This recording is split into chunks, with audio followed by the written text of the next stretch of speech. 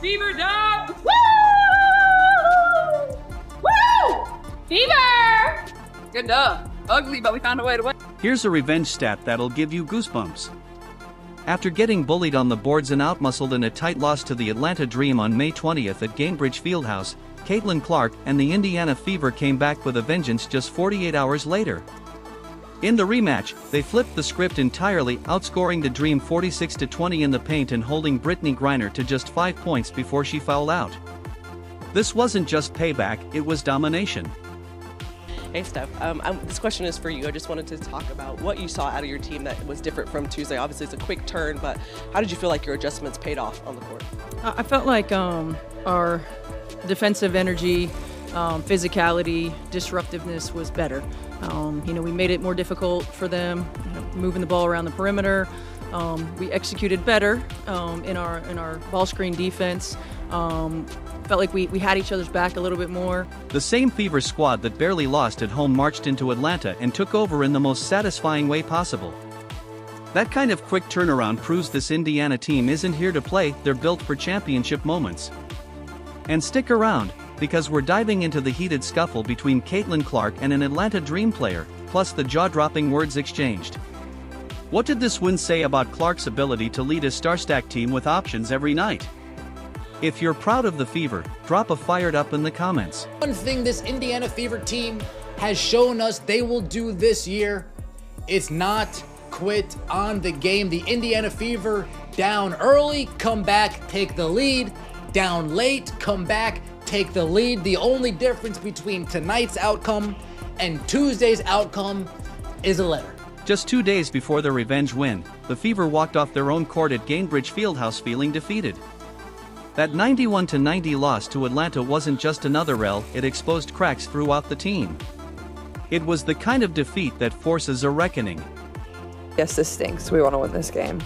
But, I think this is great for our team. A little adversity. How are we going to respond? How are we going to come in here tomorrow morning and watch the film and learn and get on the court and get better? And like I said, that's why this league is so great. You have a couple days and then you get right back to it. You find a way to respond. We have a chance to go there and play them actually, so it's even better, I guess. We can, get a little redemption if we go down there and play well. This wasn't some ordinary regular season stumble, it was a wake-up call.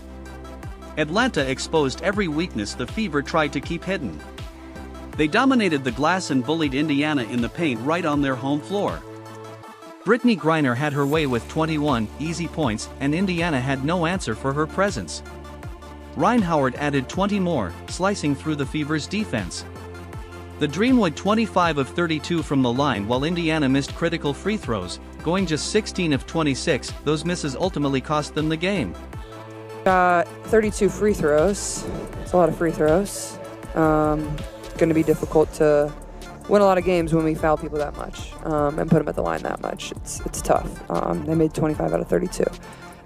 We still went to the line 26 times, missed 10. So that's the game really right there. It obviously doesn't come down to that, but it's just a little thing. But here's what flew under the radar in that loss: the Fever weren't just getting beat, they were learning. Coach Stephanie White said afterward, "I don't feel like we match up well with them."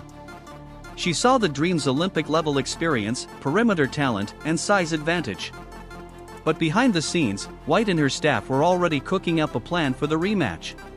Of our fight, the toughness that we showed, our ability to stay together. Our bench was really engaged in every timeout and in every huddle. We were all engaged. The locker room energy after that loss? Different. Those 48 hours between games became the foundation for one of the most satisfying revenge wins of the season. That loss lit a fire, and the only question left was how the Fever would make Atlanta regret embarrassing them on their own floor. Tuesday, we couldn't seal the deal. We lost it at the free throw line. Tonight, we sealed the deal.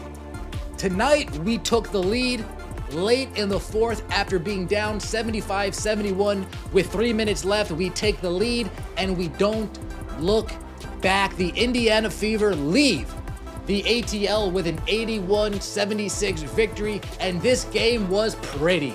Man, this game was pretty ugly. Here's something that would have terrified Fever fans not long ago. Caitlin Clark went 0-for-5 from deep. She finished just 4 of 11 from the field with 11 points, well below her usual standards. It was the first time since January 13, 2022, that she didn't make a single three-pointer. Not since her sophomore year at Iowa had she gone an entire game without hitting from beyond the arc. What a win for the Indiana Fever against the Atlanta Dream. Good teams win ugly. And that was what was most impressive to me about the Fever's performance against the Dream. On most teams, when your superstar has an off night like that on the road, it spells disaster. Clark was in foul trouble too, picking up 5 personals that limited her impact on both ends of the court. She spent key stretches on the bench. A team that relies solely on its star would have collapsed under that kind of pressure. But getting in foul trouble early, I think, messed up her rhythm, and she didn't really have her legs, because it certainly was one of the worst performances of Clark's career from a production standpoint offensively. First time in her career she didn't hit a 3. So nothing to write home about from Cece. But that's okay, right? Even when, that's happening, game's on the line, she's got the basketball. She's got the basketball, manipulates the defense, gets it to AB, who puts it away. But this 2025 Fever squad? They've evolved into something no one expected. Natasha Howard stepped up in a massive way, pouring in 26 points on a ridiculous 12 of 17 shooting clip. Shout out to Natasha Howard, I will say. You didn't have a good game last game. You bounced back today. If I'm the Atlanta Dream coach, I'm going into tonight with a game plan. Folks, make Natasha Howard beat us. Don't let Caitlin Clark beat us. Don't let Kelsey Mitchell beat us. Don't let Aaliyah Boston beat us. Make Natasha Howard beat us. And Natasha Howard, she took on that challenge and she came through. Let's just think back a year ago. Who's that going to be? Katie Lou? Nope. Erica Wheeler? Nope. Nalissa Smith, you make me. That performance erased all memory of Howard's rough outing in the first matchup. She dominated the second half with 18 of her 26 points, including 13 in the third quarter alone. She also pulled down 7 boards and became the anchor Indiana needed in the clutch. At least go out and get somebody like Natasha Howard that when Caitlin Clark, Kelsey, and AB aren't hitting, when Caitlin Clark, Kelsey, and AB are getting hoed with fouls, there's somebody there that's competent offensively that can keep us in the game. And Natasha Howard, you did just that. 26 points, 7 rebounds. Way to go. Sophie Cunningham's return from injury couldn't have gone better. She delivered 9 points and 6 rebounds in just 20 minutes.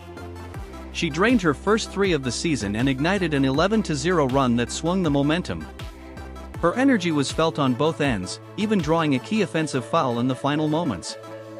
Meanwhile, Lexi Hull kept her breakout year rolling with 10 key points off the bench and a career-high-tying 4 assists.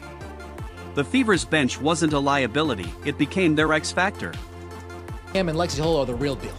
That's what it does look like. It looks like these two off the bench, you can name whoever you want. These two ladies off the bench are going to be the most impactful duo in the WNBA, hands down. Hands down, these two are going to be the most impactful duo in the WNBA off the bench. They bring the energy, they bring the heat, they're able to score, they play defense. Indiana's bench flipped the narrative, outscoring Atlanta's reserves by 16, the exact opposite of their first meeting, when the Dream's depth ruled the night. Contributions from Cunningham, Hull, and company supplied vital buckets and defensive stops. The Fever's newfound versatility was on full display. This wasn't merely a team win but a loud statement that Indiana now owns a roster loaded with answers. When one star stumbled, 3 others filled the gap, and the supporting cast didn't just survive Caitlin Clark's off night, they thrived in it.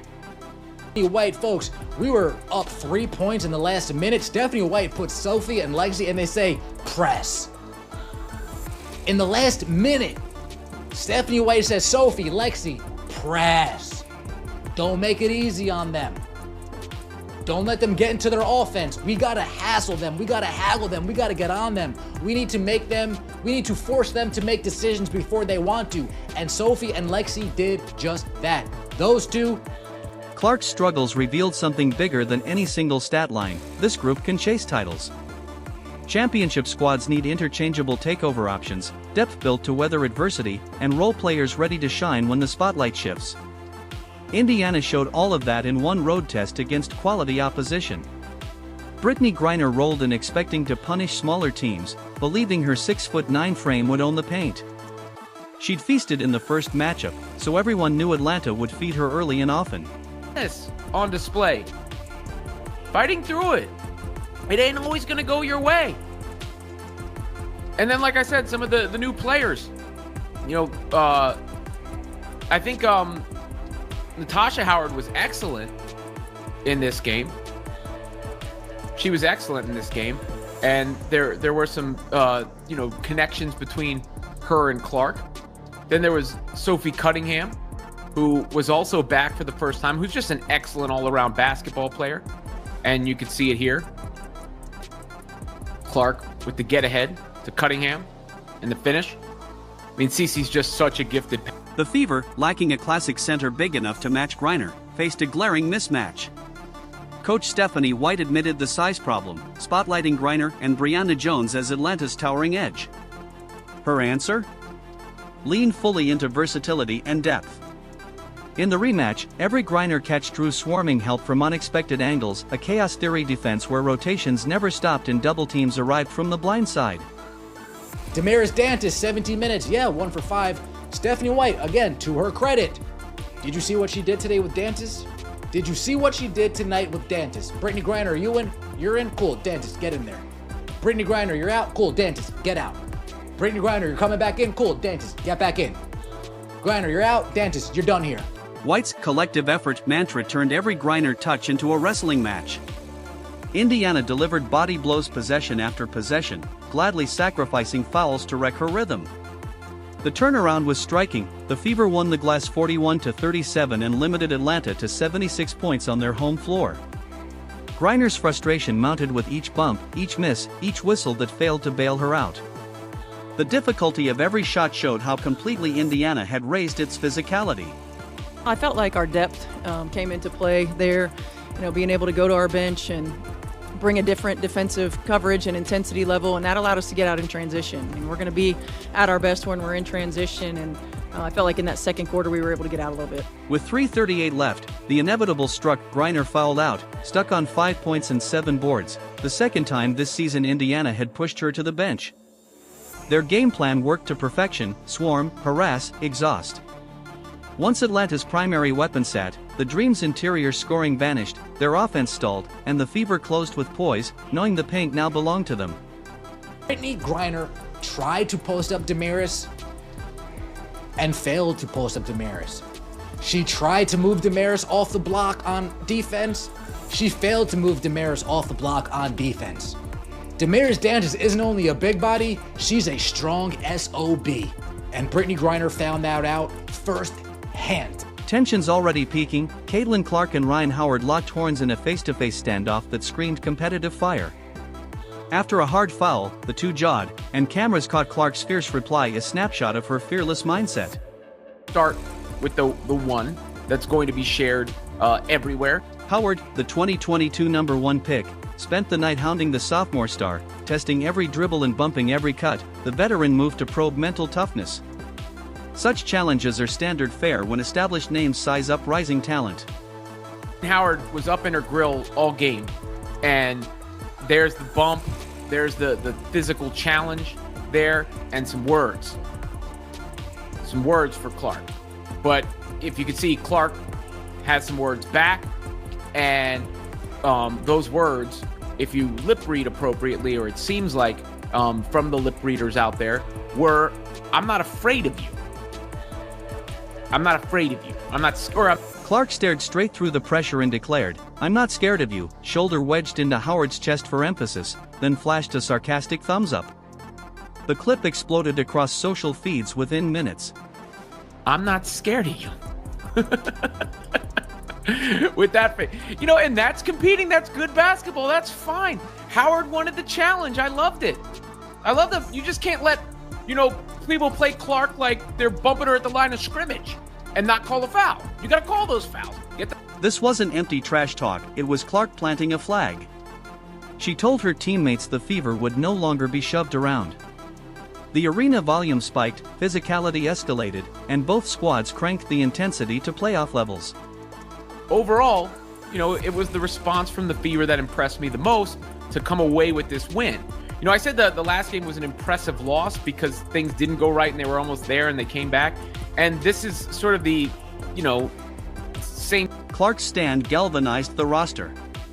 Even veterans like Natasha Howard fed off the jolt, elevating play across the board. On a night when Clark shot 0-4-5 from deep and scored only 11, her leadership and toughness still shifted winning margins, a masterclass in championship mentality beyond stats. It's huge, and again, our depth and our ability to play different lineups, our ability to lift one another up if we don't have it. I mean, I thought Damaris Dantas was huge for us when AB got in foul trouble, and it's easy to look at numbers, but what she brought in terms of her ability to move the ball, her defensive physicality was huge.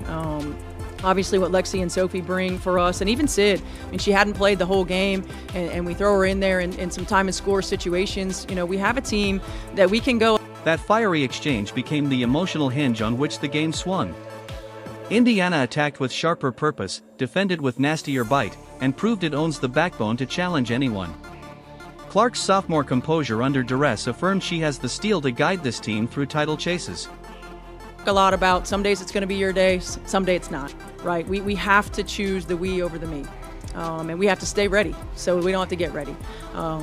Every single person that impacted this game in a positive way, and I'm really proud of them. The revenge win in Atlanta signaled a full transformation, from rebuild to real contender. Indiana throttled the Dream to 36% shooting, crushed the paint 46-20, and featured 4 double-figure scorers. Doing all that on the road while Clark went 0-4 from 3 screens, championship depth. If you're fired up for the Fever, smash that like, subscribe, hit the bell, and join us next video. 2025's just getting started.